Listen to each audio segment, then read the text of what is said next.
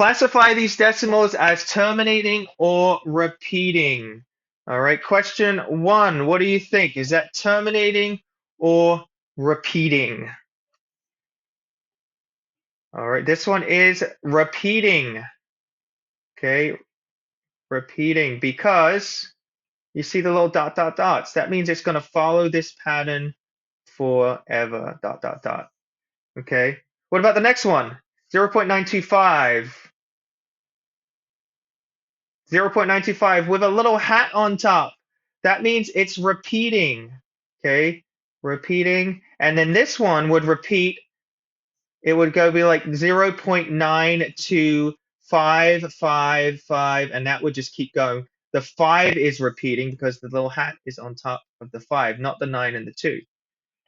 What about the next one? 82.12560. Right, this one is terminating. It stops. Right, we don't have any symbols. We don't have a hat. We don't have any dot, dot, dots. It just stops right there. That's it. And what about this final one? 9.19191919. All right, this is a tricky one. This is actually terminating as well. Okay, it looks like it's going to just repeat because it's got the 19191919. However, we don't see any dot, dot, dots in this problem, or we don't see any little hats. So it's not repeating. It just stops right there. Okay, so be careful with those. All right, let's get to the good stuff then. Right, this will change your life. Right, how do we change a fraction to a decimal?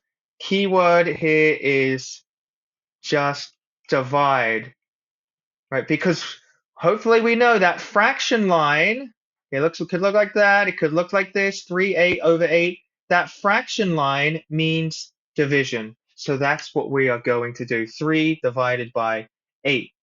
All right. And I know you can plug it in your calculator. If we plugged it in our calculator, we would get 0.375. But how do we do this without using a calculator? Let's do some long division. All right, so we're going to put 3 on the inside as the dividend, and 8 is the divisor. So we're doing 3 divided by 8. So how many times can 8 go into 3? 8 doesn't go into 3. That's a 0. Okay. So what just happened? I could say 3 times 8, and 8 times 0 is 0, and then I'm not doing anything. So what can we do? All right. Well, let's change the 3, but not change the value of it. Let's just change the way it looks. How can we do that? Well, we can add a decimal point and a 0 right there. So now I can do 30 divided by 8. How many times can 8 go into 30? Okay, and it can go into it 8, 16, 24. I can take out 24. That means that's 3 sets of 8. Okay, and then I'll subtract.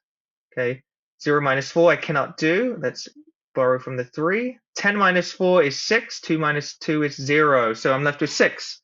Now we got to do 6 divided by 8. Well, I can't do that because 8 does not go into 6. What are we going to do? Let's add another 0. Zeros don't do anything. So let's do that. Let's bring that down. Now we have 60. Okay. What is 60 divided by 8? How many times can 8 go into 60? Okay, well, let's count by 8s. 8, 16, 24, 32, 40, 48, 56, and then 64. 64 is too big. Let's go back to 56. That's what we used. 56 is 7 sets of 8. 7 sets of 8. So we're going to put a 7 there. All right. And then so I do 60 minus 56. Okay. So we're going to borrow from the 6 column. 5, 10 minus 6 equals 4. 5 minus 5 is 0. Okay. I cannot do 8 or 4 divided by 8. 8 cannot go into 4. You can do it the other way. 8 divided by 4, but that's not what we want. We want 4 divided by 8. We cannot do that. Let's add another 0. Now I have 40. Okay. What is 40 divided by 8? 8 goes into 40 5 times. and then I can subtract 40, and then I'm done. Look at our answer, 375. We just got to add the decimal. Remember, we put the decimal right there. So bring the decimal straight up, and there's my answer, 0.375. And that's what we plugged in our calculator. But this is how you do it with long division.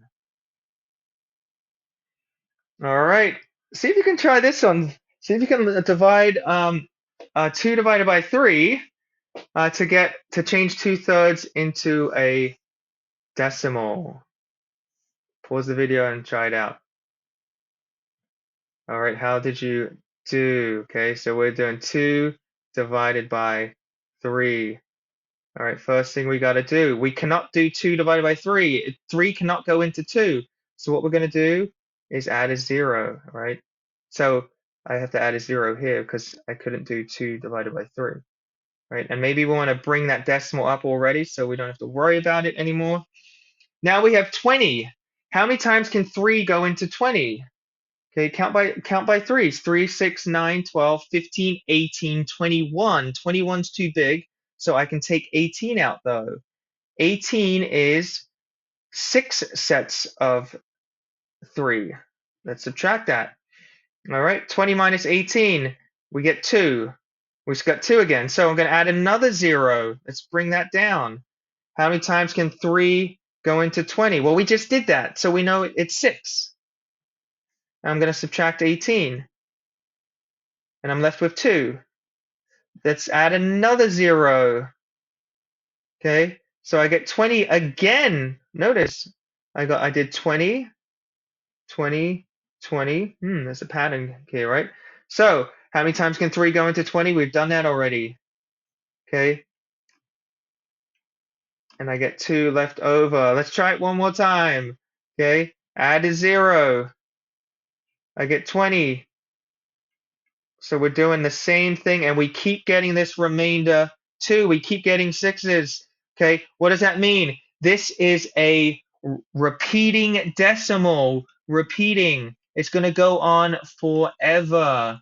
Okay, so a couple ways we could write this. Okay, right, the proper way we would write, 2/3 equals 0.6666. We can keep writing that, and we can put our little 3 dots.